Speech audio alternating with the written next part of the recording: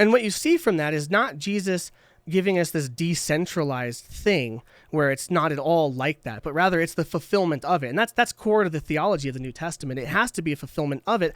Otherwise, Jesus is fundamentally opposing and doing something different than what he did in the first covenant. And we can't have that, because he's preparing the whole world for salvation through the people of Israel as according to the promise of Abraham.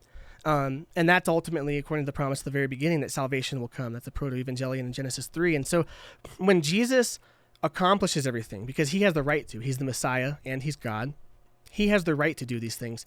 He institutes the new covenant, but the language used isn't this like decentralized thing. I mean, in Luke, he says, I'm conferring upon you a kingdom. And that's not a metaphor. That's a meaty statement to give 12 Jewish guys. More importantly, in John 20, he's speaking specifically to the 12, and he breathes on them and says, peace be with you. I'm giving you the Holy Spirit, and you will have the authority to forgive or retain sins. And he's only giving that to the 12.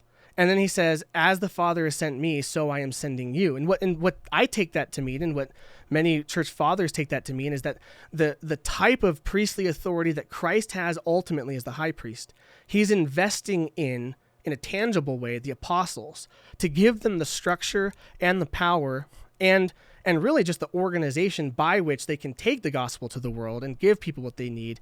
But you see that in the New Testament, and if you look in the book of Acts, for instance, it's not as though there's this equitable church where everyone's at the even playing field. They're listening to and devoting themselves to the apostles' teaching and the breaking of bread. That's Acts 2:42.